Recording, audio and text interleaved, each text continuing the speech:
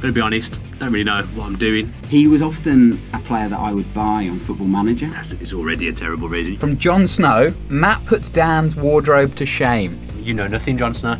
Look at him, the cat that got the cream. Ian Taylor said it was the worst thing he'd ever seen in his life. Monk, really, I know he's manager. What kind of say is Gary Monk, 5 out of 10. I haven't finished yet. I cannot believe Gabby had Bondahorse. That's crazy, That's isn't terrible. It? Yeah, we may well have lost listeners early doors again with a long-winded intro. Go, shoot. Hello and welcome to the Villa View podcast. As you can see, the booth looks a little bit more roomy than it usually would. I'm Tom Julian. I am without my compatriot, my sidekick, Dan Bardell. He is he's sunning himself on a lovely beach in Portugal probably right about now. So we wish him all the best. But the Villa View, the podcast, it must continue, and it surely will. So we're going to do things a little bit differently today. You can't do it. You can't do the Villa View podcast on your own. As Bardell said, no Bardell, no podcast. That's still going to be true today. We've got a few surprises up our sleeve. So stick with us. That would be great, first of all. And yeah, well, there's loads to talk about, as always. We've got the Bristol City game. We've got the end of the transfer window. International break. A lot of Villa players are currently or will be on duty very, very soon, so we can get into all of that. I'd just like to say before we start, Villa View is churning videos out. As always, the Queen Elizabeth charity video, I don't know if you remember, Matt and Dan took part in that about a month ago or so now. The video for that will be up on Friday, so check that out. Make sure you're looking out for that. And just a thank you again, we're always blown away by the subscribers and the comments and the iTunes review. So thank you if you're new to the podcast or new to the Villa View in general. Thank you for finding us. We've had about 140 new subscribers in the last week alone, so we really do value your support. Keep with us, and yeah, hopefully we'll keep on rolling. So without further ado, I want to change things up. You know, Dan's not here. One thing Dan does bring always to the Villa View podcast, nobody can deny it. You might argue with it, but it's his style. So I really think that's the only thing he brings. So in honour of Dan, I've brought the only flat cap I own, and so it's pretty much like he's now in the room. I'm not sure this is going to stay on for the whole thing. It looks ridiculous. But before anything else, I want to introduce one of the Villa View's main characters, really. He's been there since the start, and it would be only right that without Dan today, we should get him on the line. So we're going to dial up Matt. We're going to have a little chat with him. Let's talk some Bristol City. It makes a welcome change, actually, to be joined by the other face of the Villa View, Matt Lynch. How are you doing, sir? I'm doing well. How are you? It feels a bit weird without Dan, doesn't it? But I quite like it. Weird, good, I don't know. You can make up your own decisions at home. A welcome change, let's say. A little bit fresh. Matt, we won't talk about it too long because you've done your own video, which all the guys can find on the Villa View YouTube channel, talking about the Bristol City game. I just wanted to touch on it very, very briefly and ask you what impressed you, because I know you were disappointed with the first half, but what really stood out as another positive for Aston Villa? I don't know how much of a positive you can take it as, but the fact that Steve Bruce actually made the change in formation when he saw that it wasn't going well, I think we could have quite easily left it till half-time, probably conceded before half-time if he didn't change it when he did. So I think it was good reactive sort of management to actually make that change before the half-time break. And I think that's a positive to take from it, because now we've sort of established that the 3-5-2 formation really doesn't work. I hate to be smug about it, but Dan and I basically talked about the fact that 3-5-2 wouldn't work with the players we've got, and it was the case. It's good to see that it's sort of like been vindicated now that Steve Bruce knows that doesn't work now, and we got away with it as such that we didn't concede in that time frame. So it was good to see that we made a reactive change when we really needed to, and then at half-time obviously brought off Samba in replacement for James Bree, which I think again was a reactive change, because I know James Chester's played at fullback before, so he could have quite easily kept him there as well. And the players now, Matt, they go into their international break in inverted commas. We've got 11 Villa players on international duty. Does the break come at a good time for Villa, a bad time for Villa? How do you feel about it? I think we've started to pick up some steam as such, to be honest. I think we've started to build a bit of momentum.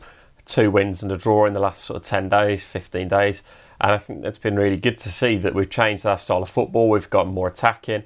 And we've looked to open and create chances. In the second half against Bristol, I thought we dominated at times, and it was really positive to see, especially away from home and especially that voodoo that we've got. So I think it came at the wrong time, but we're going to come back from the international break, and hopefully Jonathan Codger will be a lot nearer to being fully fit, and Milianak as well. So that's two big players for us, big game players that will be coming back into the fold, hopefully.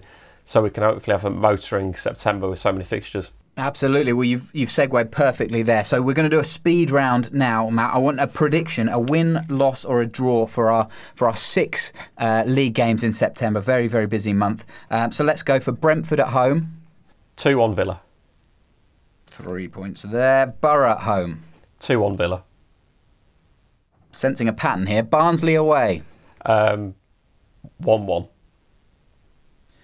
Forest at home.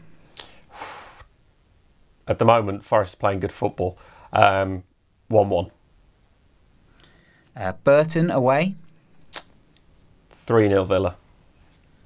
And Bolton at home. 4-1 Villa. Whoa. So that's 14 points. Feeling good? Yeah. And in bang in the middle of that, you've got Borough in the Cup. We're going through? No. No. Why not? I just think that it's the least of our priorities, to be honest. I know it's always good to have the momentum of the cup, but I think it's in the space of 7 days we've played them twice, isn't it? So I'd rather win the league than lose it. So I think that for me, we'll probably lose it. There's no basis to that, but I just think that we will. So we had a couple of questions come in on Twitter, Matt, and I wanted to get your opinion on this because it kind of relates to the video that you did last week after the Bristol City game. Ian F on Twitter was concerned that we have we have so much depth everywhere except for left back. Neil Taylor looks a little bit isolated on there. What do you think about the left back position? It's one thing that I didn't really give much thought to, I must admit, for a bit of time. Obviously with Jordan Marvey still knocking about as such and then disappearing off to France again. For me, I didn't really consider it much, but then I think we've still got options there at left back. I know it's not ideal, but Richard Delatte played a lot of his football when he was with Leicester City as a competent left back, so he's got plenty of experience playing at left back. You've got Oscar Borg in the youth ranks, so I've spoken to a few people who say he's not good enough yet, but he's there if you need him. You've got Mitchell Clark that played there. I know he's right-footed, but he played there against Wigan. We've got plenty of options there, and I think James Bree as well can play left back, and I know Dan to touch on that one. So I think there's still options and depth there, and as long as you've got one first-choice left back that's actually left-footed, I think that's good. But I think at this moment in time, we're too right-sided heavy to be able to be worrying about what we've got on the left side. And when Richard Delatte's quite competent in both left back and right back, I don't think it's a major problem to be sitting with at this stage of the transfer window. Yeah, I wanted to get your opinion. I've got an Aston Villa transfer 11. So, well, actually, it's transfer 10 because I couldn't pick anyone at left back. But these are all the players that we could have got rid of or still could potentially. You've got Bunn in goal, Alan Hutton right back, Micah Richards, Tommy Elphick, and then left back seems empty. Does that seem fair to you that we could shift them if possible? Alan Hutton will go. Mark my words. I think he'll go this week. I think he'll go. I think Tommy Elphick will as well. Mark Bunn, interesting one. He could end up going on a free transfer, I reckon, somewhere or another. But I think Micah Richards is here to stay right now. But I think you're quite fair with those picks there, to be honest. Okay. In the midfield, it gets a little bit more contentious. Albert Adoma, Gary Gardner, Henry Lansbury, and Carles Hill. Obviously, Hill out on loan already, but I kind of had to fill that side. Some of those players you wouldn't want to see leave. Albert Adoma, certainly not. Henry Lansbury as well. I know he's been disappointing so far, but we're starting to play a better system now. And we saw it against Norwich in particular, where he got 2 assists to his name. He played in a more natural position. It worked for him, so it's proven that he can do it there.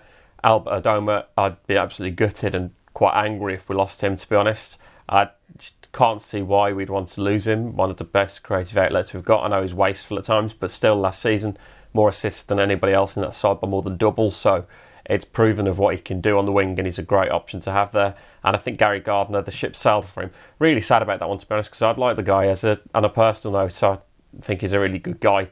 I think he's just not good enough for Villa, though, sadly. I think that the injuries have really sort of distorted his time with Villa, and I'm really gutted that it has, because he was such this attacking outlet when he played for the reserves, and when his first few times out on loan he was so good for the likes of Coventry City, but it's just injuries have hit him too much, and now I don't think he's going to come back from them.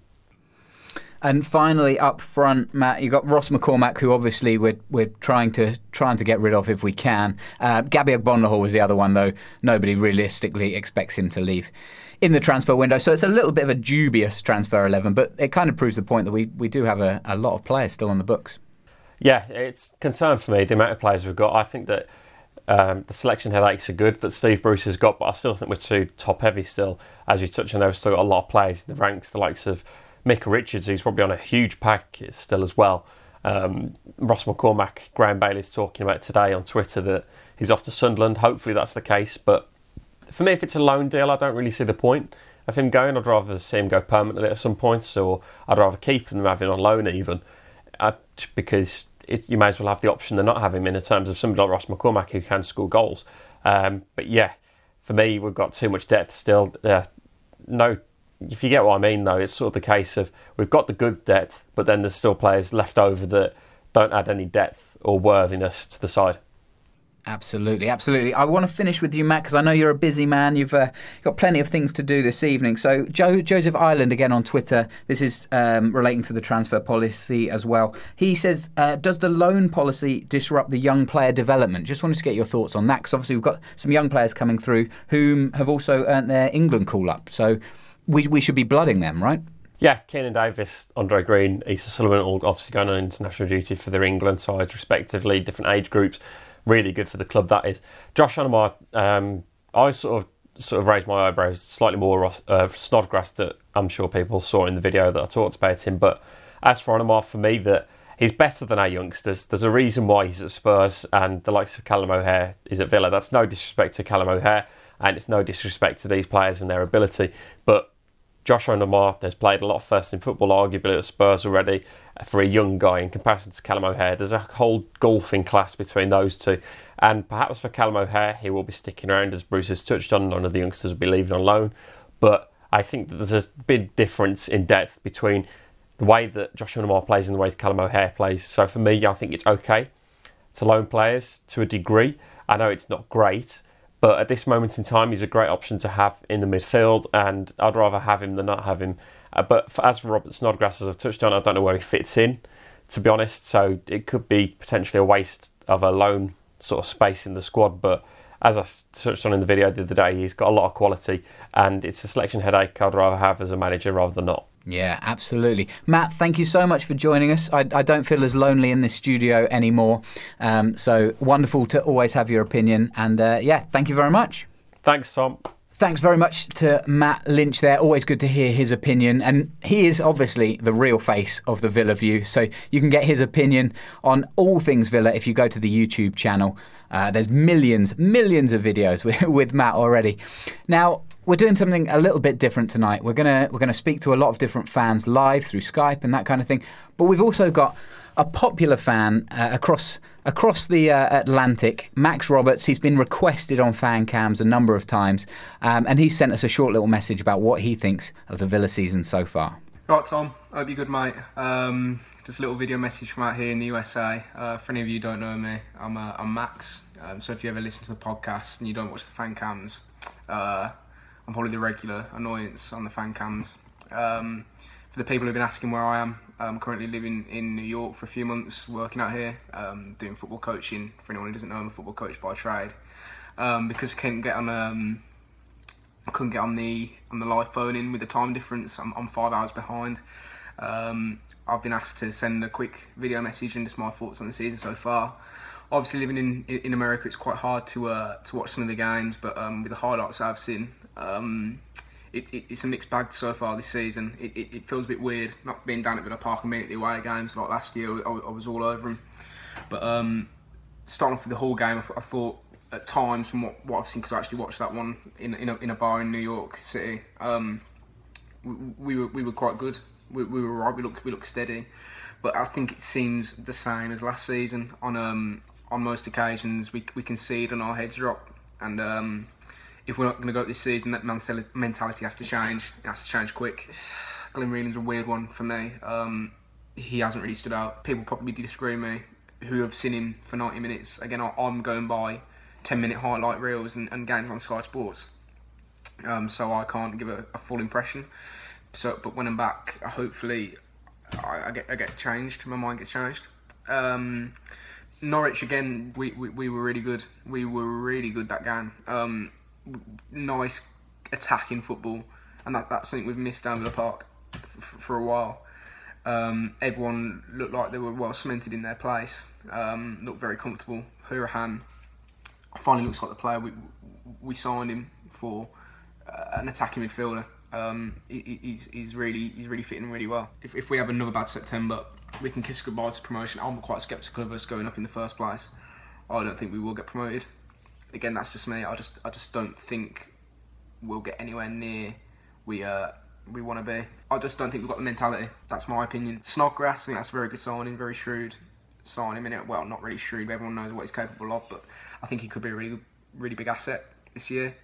Onima, I think, already will be our player of the season. The kid has got so much talent, it's scary. It's scary, and I think that, again, that was a very, very low-key, shrewd signing from Bruce. I did not expect him to be coming to the Villa, and I'm pretty sure a load of other people didn't expect him to come to the Villa. So, just my thoughts. Anyway, I look forward to being back on fan cams when I'm back, and hope you're all doing good. And I'll be back in 2 weeks. So I take off from New York on the day of the Brentford game. So I'll be back on the Middlesbrough game. So I hope everyone's doing good, enjoying the podcast. I'm listening to them out here, so it's giving me my Villa fix. So see you in a bit, Tom. Well, that was the thoughts of Max Roberts. Agree with him, disagree with him? Let us know in the comments. As always, we really appreciate your guys' views as well. Now we're going to move on to the Skype portion of the show. It's quite exciting, this. A Villa View podcast first. The audio will obviously be a little bit different with people recording on their own Skype devices and that kind of thing. So hopefully, I'm praying for no technical issues, but we shall see. Let's get into it now. And now it is my great pleasure to speak to one of the Villa View's youngest fan cam stars, shall we say. We've got Tom Griffiths on our phone in. Tom, how are you? I'm all right, thank you. Good. We're getting slightly later. We're not past your bedtime quite yet, are we? No. No, you got hours left. Hours. Did you watch the game on Friday night, Tom? Yeah, I watched the game. Very disappointed in the first half. Very disappointed. What specifically were you disappointed with? What did you want to see? I just wanted to see passion, and we didn't show a bit passion, but in the end, it was just a dreadful first half. Yeah, that's it. And Bristol City, Tom, they've got quite a big squad as well, but I feel like we could have put them under more pressure at times. Do you think we had so much? We've got so much young attacking talent. Do you think we should be offering more going forward? Yes. I hear you've got a question about our strike force. So my question is, me and Dad would like to see Jonathan Kodjia and Keane Davis play in the same game, but that means we can only have 4 midfielders. Who would you like to see? Wow, what a good question. I think I was actually going to bring up the same point, because once Kodjia comes back, we're going to have so much attacking flair, and I've really loved seeing players like Andre Green and Keenan Davis and Conor Hurahan linking up, and I feel like once you bring Kodjia into the mix as well, we're going to be a really attacking and fast and free-flowing kind of football team. It's sort of how you fit them in. So if you had to do a flat 4-4-2, how would you cross the middle? I'm drawing it out now.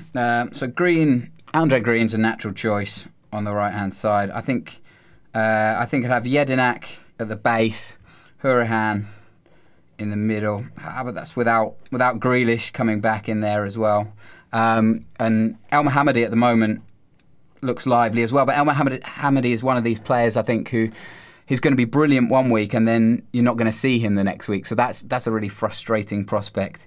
But that's, I think, what I'd line up with, and I think that's what Bruce would line up with if he was going for his flat 4.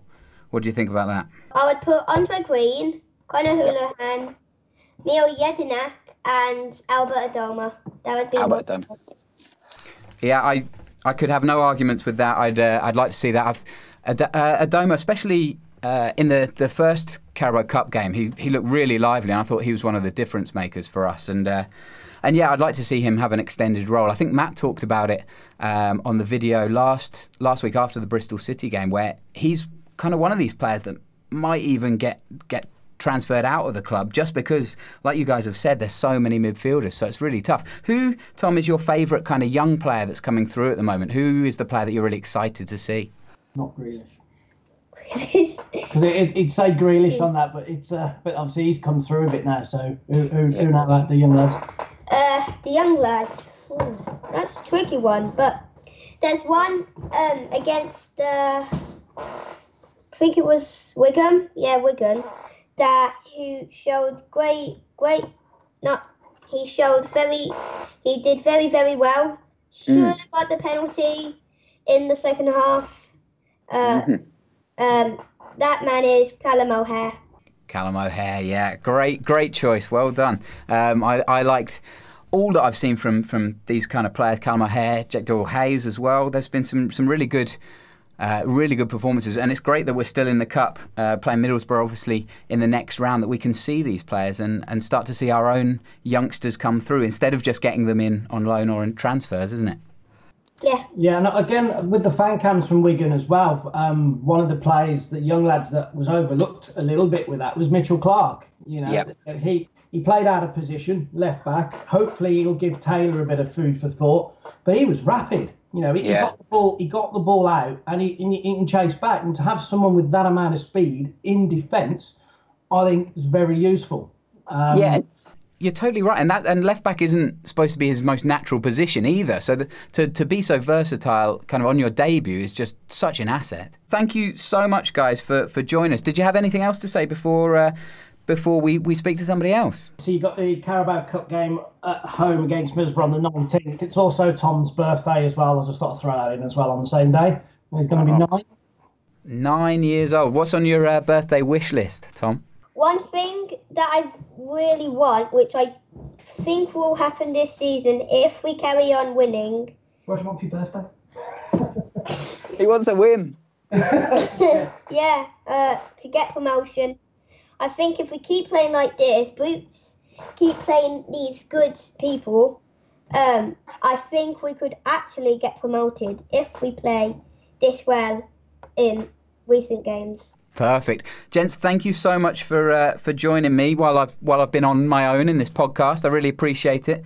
Tom, have a great birthday. If we don't speak to you before, I'm sure we'll see you on fan cams though. Thanks very much, guys.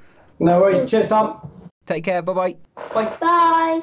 Okay, my next guest needs no introduction. Well, actually, he does need a decent introduction because I have managed to murder his name 3 or 4 times on this podcast. So I'll let you introduce yourself. Please tell us who I'm speaking to now.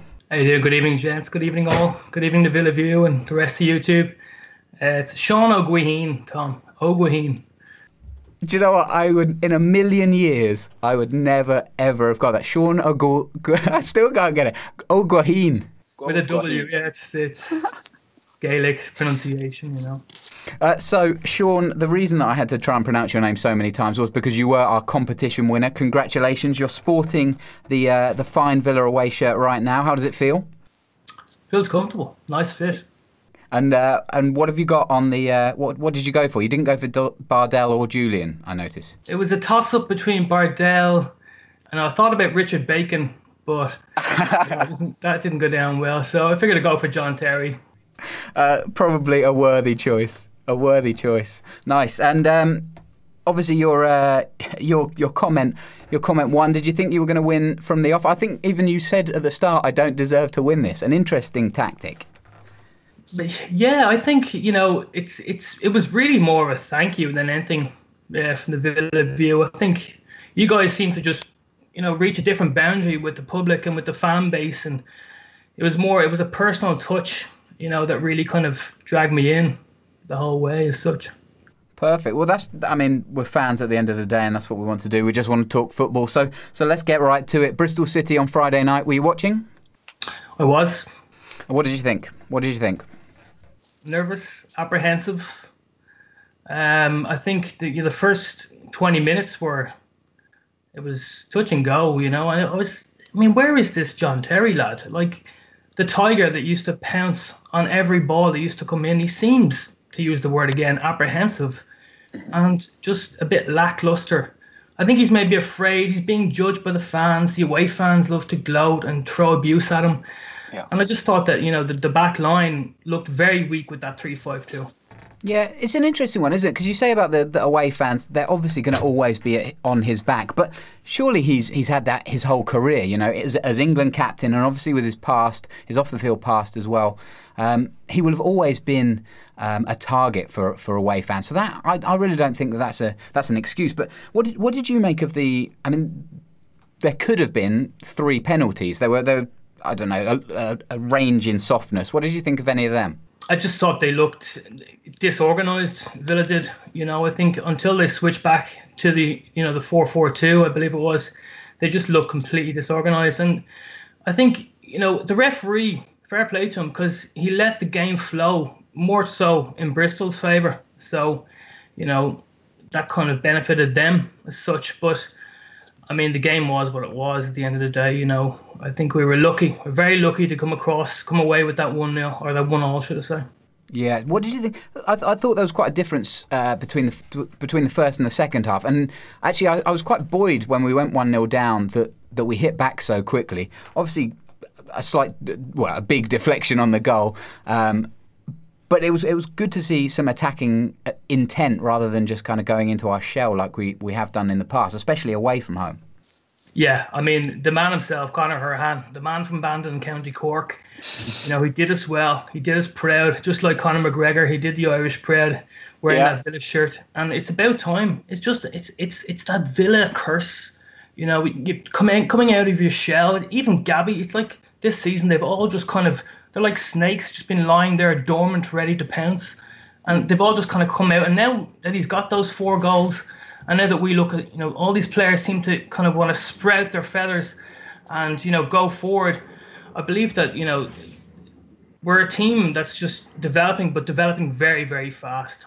Okay, so you're looking forward to the rest of the season. You feel like this has been a bit of a turning point, and we're going to kick on from now. Yeah, I mean, it is. Yeah, it is, definitely. I mean, if we look at the likes of Nathan Baker, he was out to prove a point.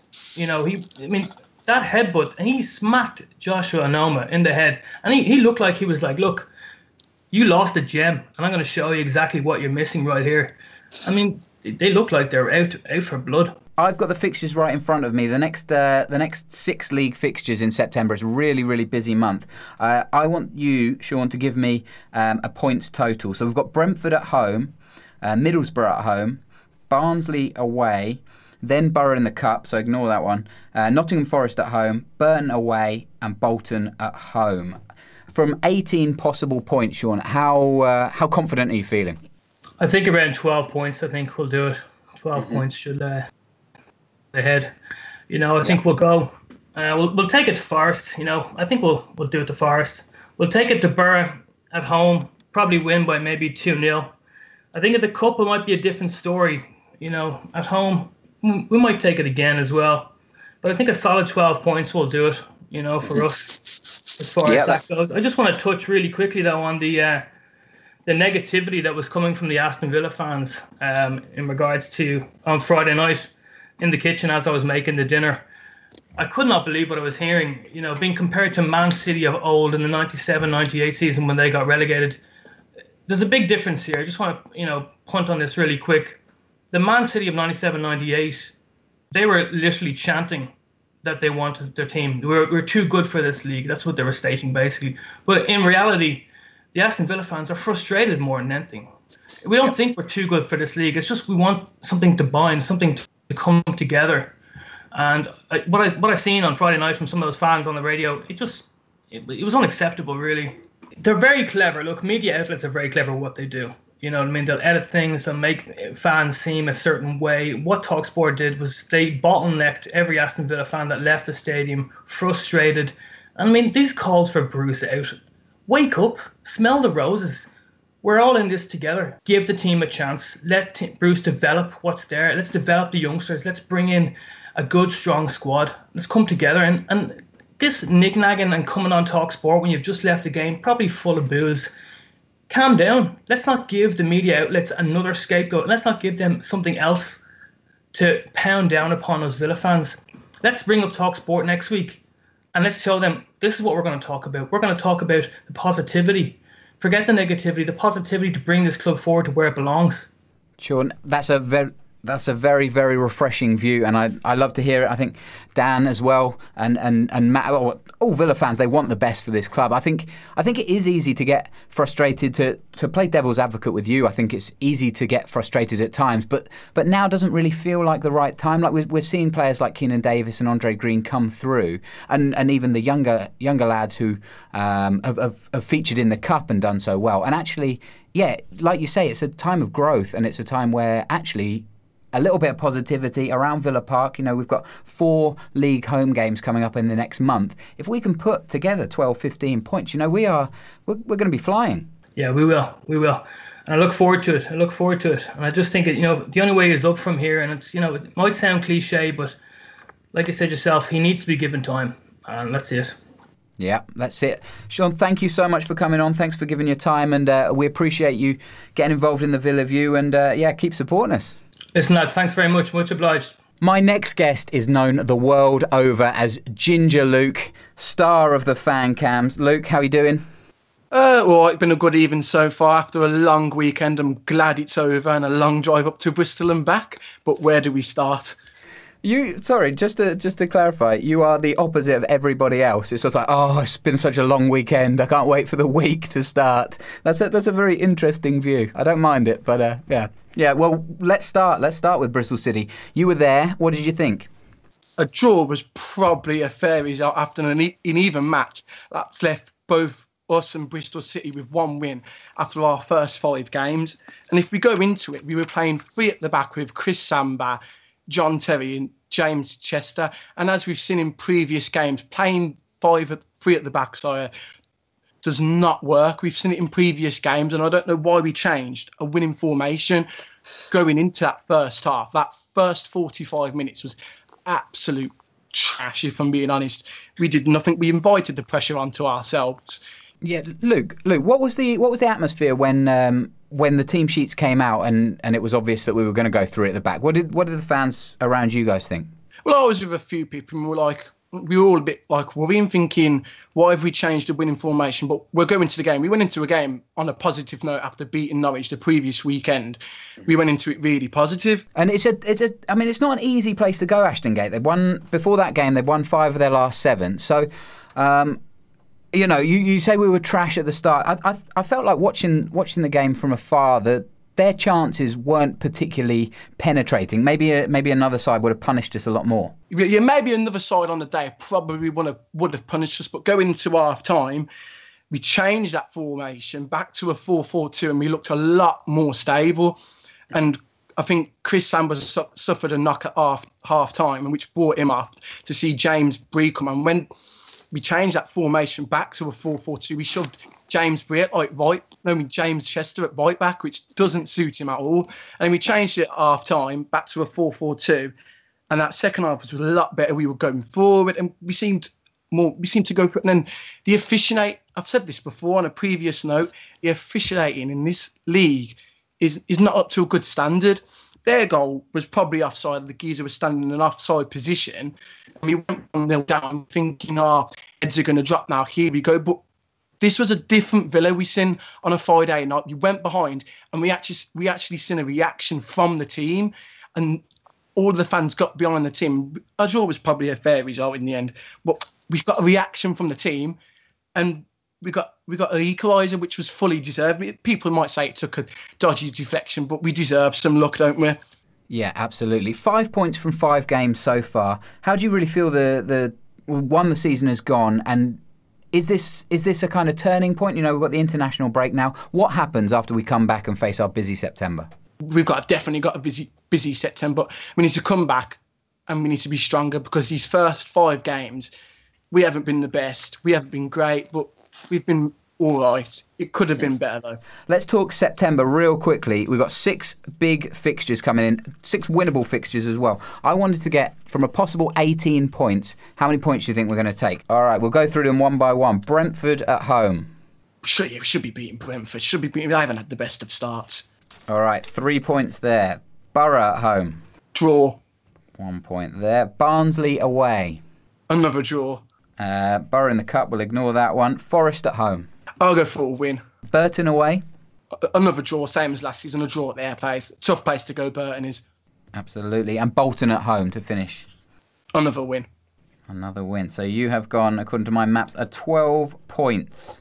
Luke, thank you so much for chatting with us. We really appreciate it. And I'm sure we'll see you on fan cams very, very soon. Of course, boys. All the best. Okay, my next guest, James Rushton. James, loyal Villa fan. You and I have never had the pleasure of meeting, I don't think.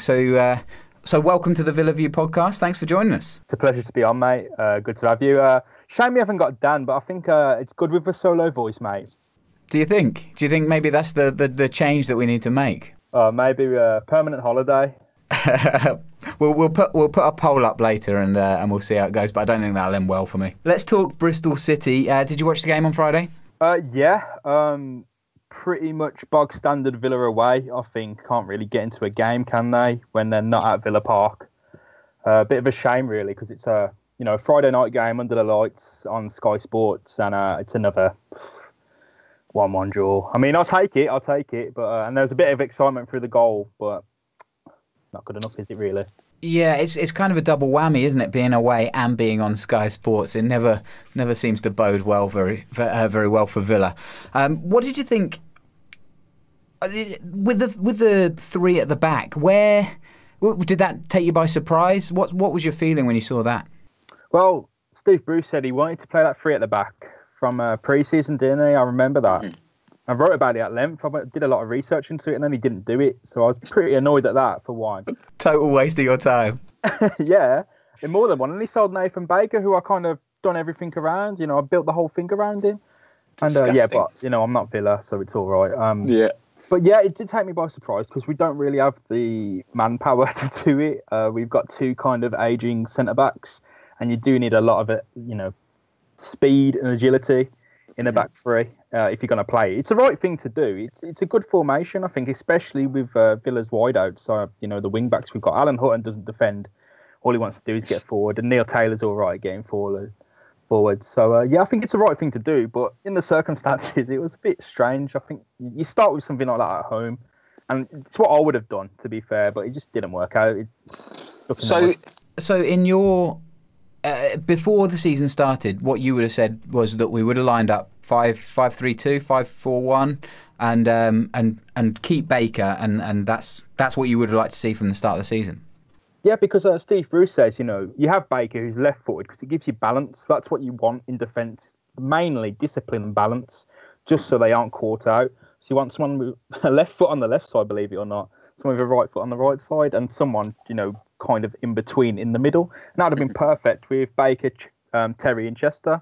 That's not what happened. So we've got Yeah, it's obviously not played out that way. How do you feel the Villa transfer policy has gone down so far this season? It's still early days, of course, but what are your thoughts so far?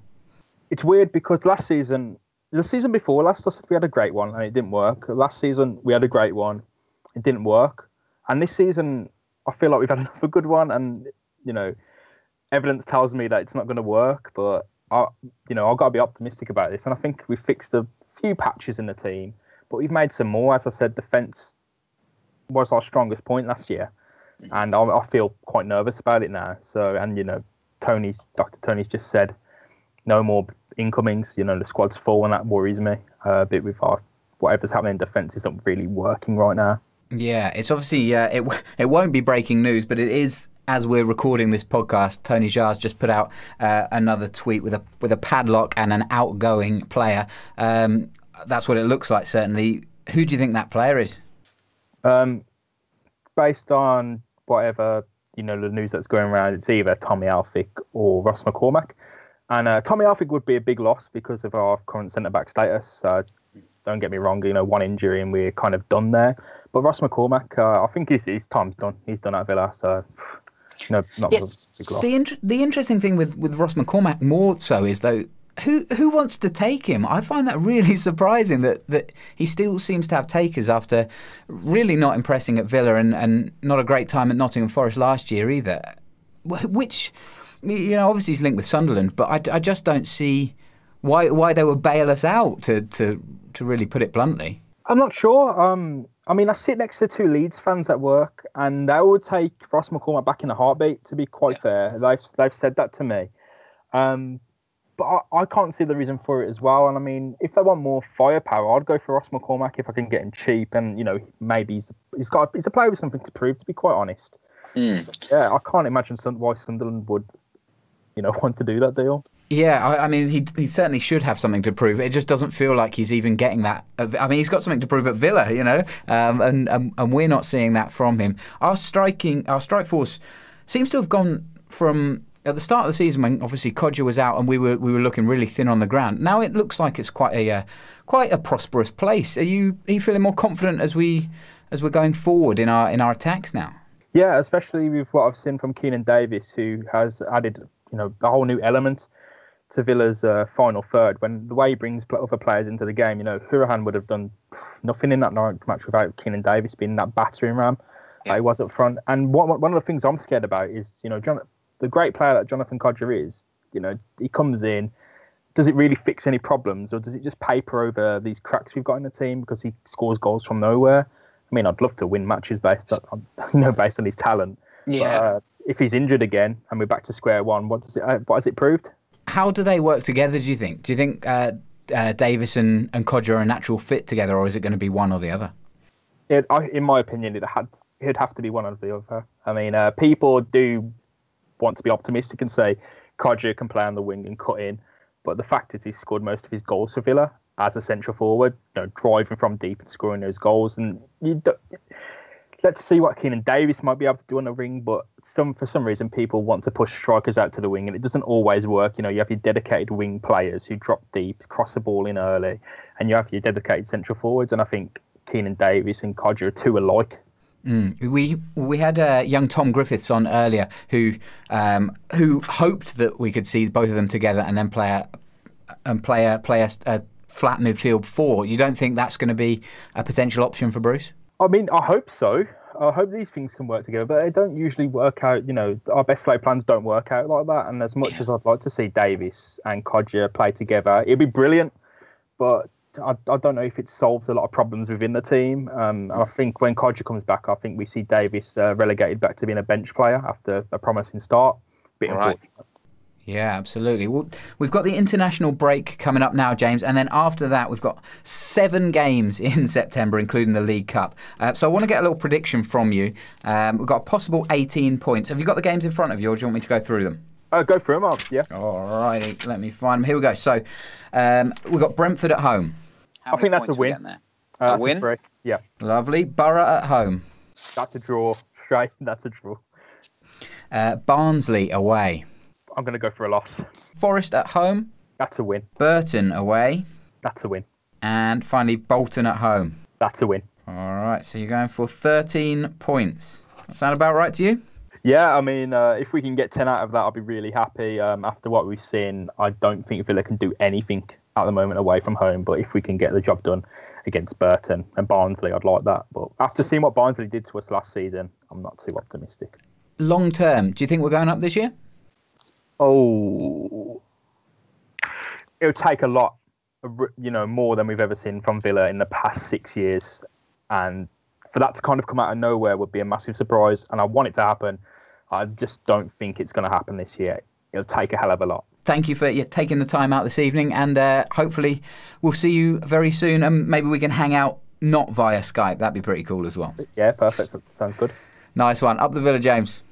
So my next guest is another London Lion, Chris Dolan. I've obviously spoken to a bunch of Villa fans tonight and obviously after the game as well.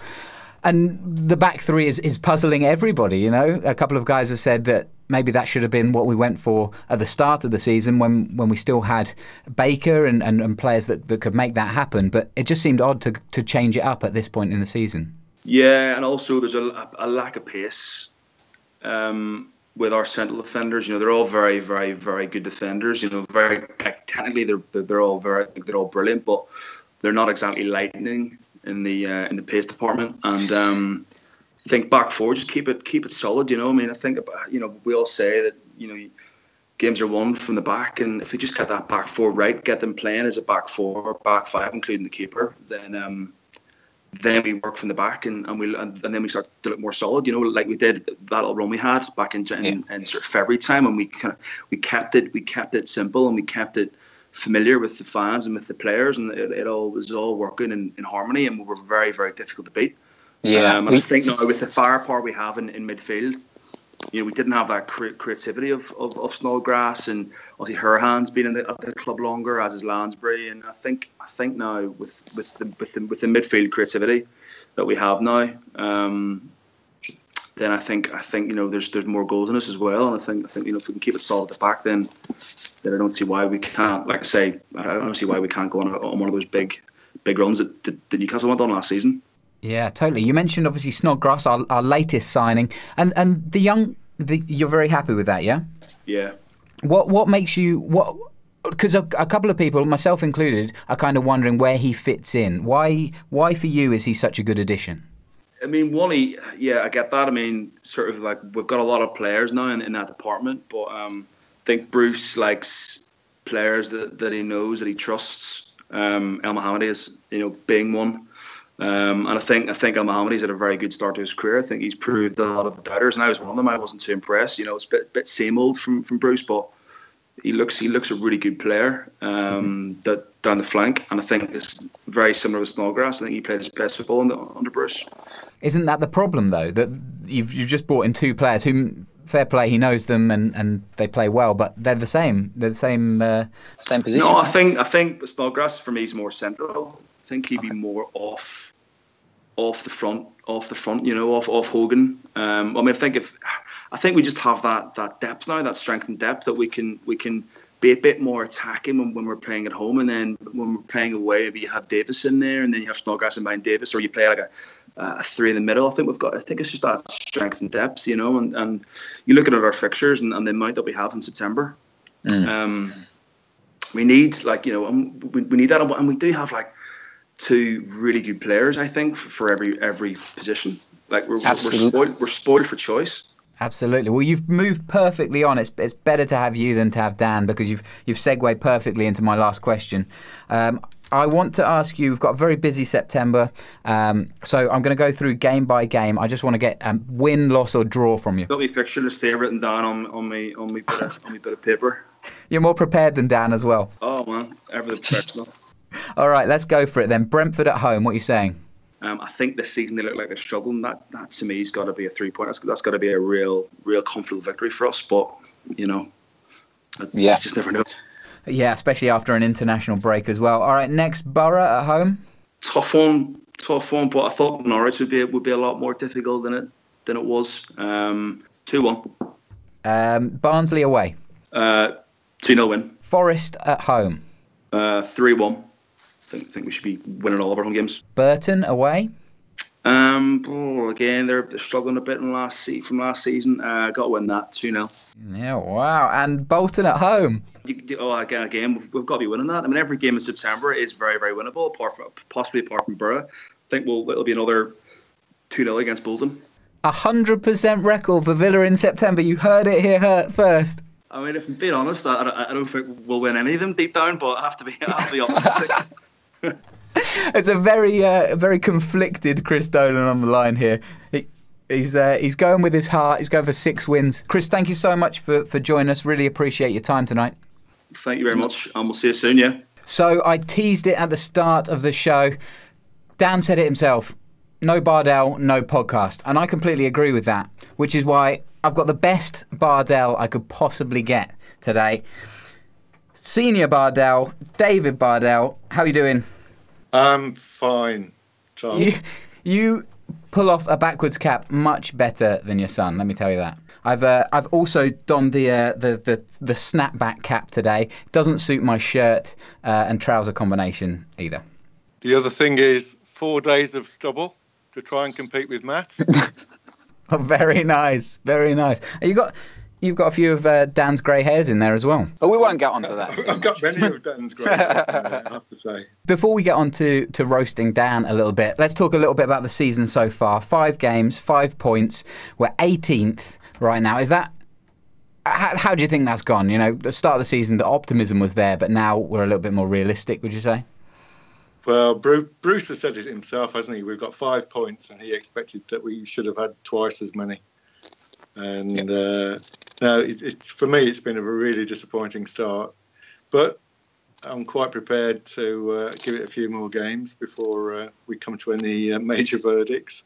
Absolutely. In honesty, I think on the Villa View, I supported somebody who'd mentioned Dan Bardell, and Dan actually really roasted me for that one. So the big issue I've got is that I can't see an alternative for Bruce. So as I say, I think we've got to give him a bit of a go. Yeah, I mean we've got a mammoth September coming up, 6 league games and a League Cup game as well. That's going to be. It's going to be absolutely huge, isn't it? You know, you talk about make or break games, but a make or break month for Villa in September already. Well, I just hope we don't start experimenting like we did against Bristol City with this back three. I thought that was just a total disaster. What did you think of the response once we went 1-0 down? Because usually we go down, especially away, and the heads drop and it becomes a bit of a sluggish fest, doesn't it? What did you think of the game? The response? No, that was definitely an improvement over previous experiences, and you know, credit to Onuma. Then you know his goal really recovered us, didn't it? Yeah, absolutely. He looks like a great talent, doesn't he? He does. Just a shame that he's not one of our talents. Yeah, absolutely. Now, Dave, I wanted to talk to you because obviously the Villa View it has a let's say a young audience. And you are young at heart, but you've obviously been watching Villa for a number of years. How many season tickets have you had now? Difficult to say. I mean, Dan and I started when he was 9, so that was 1994. I had season tickets before that. I mean, my first trip to Villa Park was in 1964.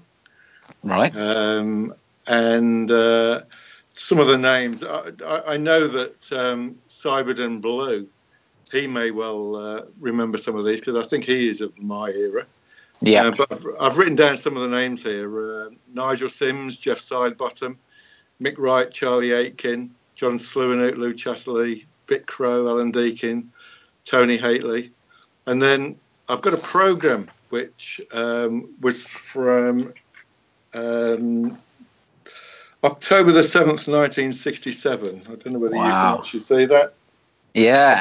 I've got hundreds of these up in the loft. But this particular one, we had the Bee Gees against Birmingham City.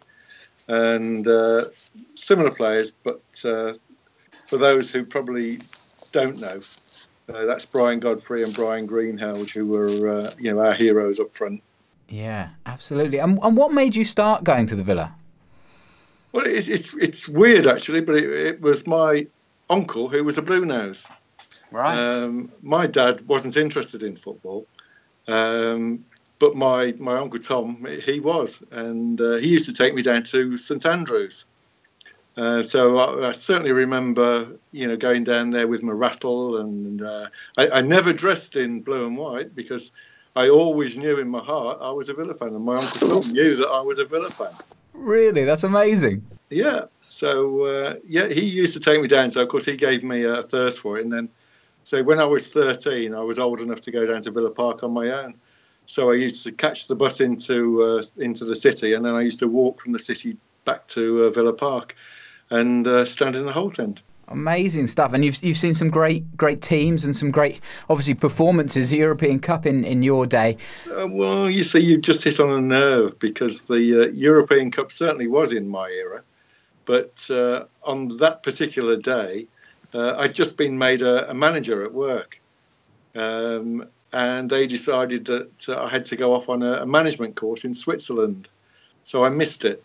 No way! Oh! All my mates who sort of stood with me down the Villa. You can just imagine over the years now. I've never actually lived that one down. And was it worth it? Was it worth being manager? No, because at the time I do remember thinking, well, it's okay because we'll get there again, and I'll go to the next one.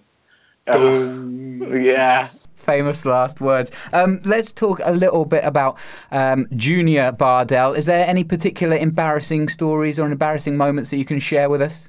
Well, I think you may have already seen some of the photographs and videos and whatever. I mean, the first photograph, which I think you've probably already seen, is his first trip down to Villa Park. So, yeah, there he is with his milk crate all dressed up, ready to go.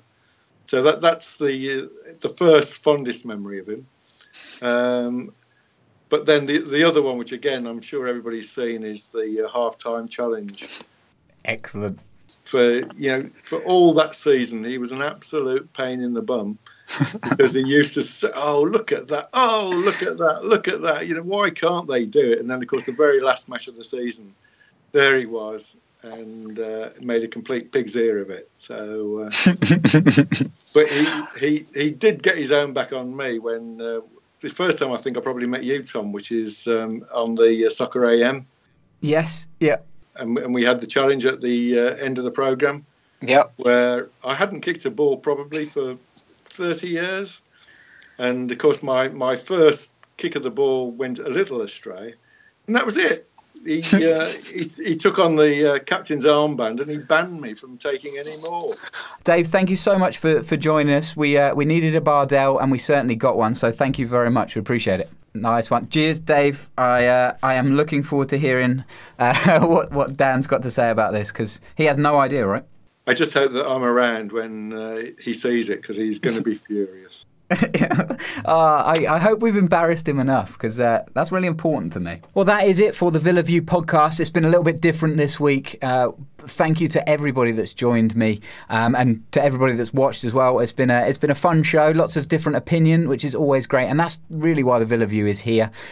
We love different opinion, we love to debate, and we love your opinion, because it's a fan channel first, and that's what we want to hear. So if you've enjoyed this video, you enjoyed the audio, please give us a review or a like. And if this is your first time, this isn't what the podcast is usually like. There will be Dan Bardell next to me next week, back as normal after the international break, and we'll be looking forward to Brentford. So thank you very much for sticking with us. We appreciate it, and we'll see you soon. Up the Villa.